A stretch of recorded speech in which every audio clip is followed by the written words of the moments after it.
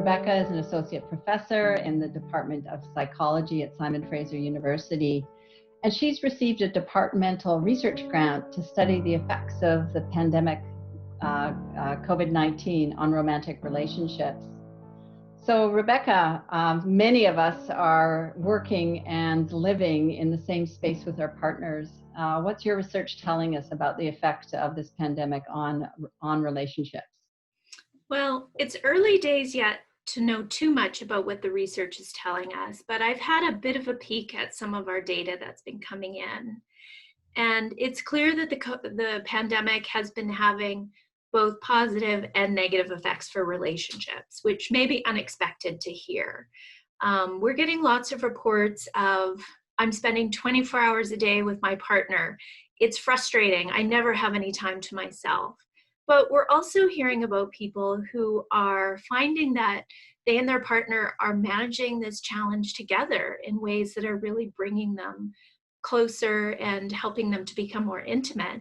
And they're learning a lot about each other. So although the pandemic is not a good thing for anybody, it seems that some couples are weathering this storm a little bit more effectively than others. So Rebecca, your research also involves offering a workshop of some kind. Can you tell me a little bit more about that? Absolutely. So we actually started this study a while ago, and our goal was to help young people have healthier and happier relationships. So we teach them communication skills, emotion regulation skills, how to take their partner's perspectives, and how to evaluate their relationship and make sure it's right for them. And when the pandemic started, we were able to learn about how this pandemic was affecting these people. And we're also really interested in knowing how participating in our workshop and learning these new skills is helping them to manage the stress of the pandemic, helping them to resolve conflicts with their partner more effectively. Because as I'm sure many people have experienced, there's a lot of decisions to be made right now. Do we send the kids back to daycare? Do we go to work? Do we get a haircut? Who do we spend time with? And if your partner isn't someone you live with, do you include them in your bubble or not? So people have had a lot of challenges right now, and the general stress and anxiety that everybody's experiencing has, I think, really lowered our tolerance. So it's easier for things to bother us and to be upsetting. So we are giving people the skills to better manage those emotions and to better manage them in the context of their relationship. So what are the results of the workshop? Are you finding it is having a positive effect? Well, preliminary results suggest that people are able to learn the skills we're teaching them. They enjoy the workshops. They find that it helps them to gain a better perspective on their relationship.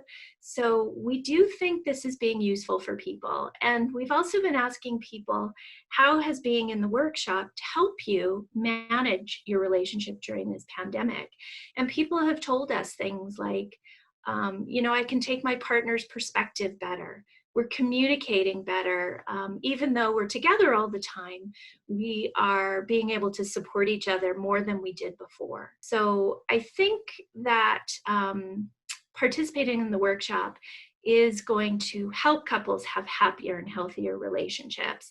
And it might have the added benefit of helping them cope more effectively at this really stressful time. So I'm curious, for those of us who are living with our partners at home right now and have no time for the workshop, what advice would you give couples about how, based on the evidence about, really how to get over this bumpy period? Yeah, I mean, one of the most important things for couples is going to be communicating effectively. As we grow up and as we live our lives, we're exposed constantly to messages about relationships. And often these messages encourage really unrealistic relationship beliefs like love is all you need. And if your partner really loves you, they'll be able to read your mind and know exactly what you want. And we know those things aren't true. And the more people endorse those beliefs, the worse off they are in their relationships. So I think really important right now is communicating clearly and directly about what you need and want from a partner and finding out what they need and want from you, because those may not be the same things. I think Dr. Bonnie says it the best when she says to be kind and be calm. and really try to have some compassion for your partner, but also have some compassion for yourself, because this is a tough and stressful time for people. And I think the most important thing is to find ways to support each other through this difficult time. So I'm wondering, through this research, what ultimately you're hoping to learn and contribute. Well, ultimately, we're hoping that the workshops that we're giving are going to help people to have healthier romances. And in turn, that will help people to live happier lives. And so the goal is to compare people who receive the workshop to people who don't, at least for a time, and to find out if we're actually able to make a difference for them. So Rebecca, you've mentioned that some couples are doing really well in this context and others are not. And I'm Mhm. wondering if you can say a little bit more about these different types of relationships and what you're learning about them. Well, we're finding that for some couples, maybe they're learning more about themselves. They're learning more about how they operate in a relationship with the challenge of the pandemic. They're finding that they're better able to cope because of the support their partner gives them. And that really strengthens their relationship and makes them feel more secure.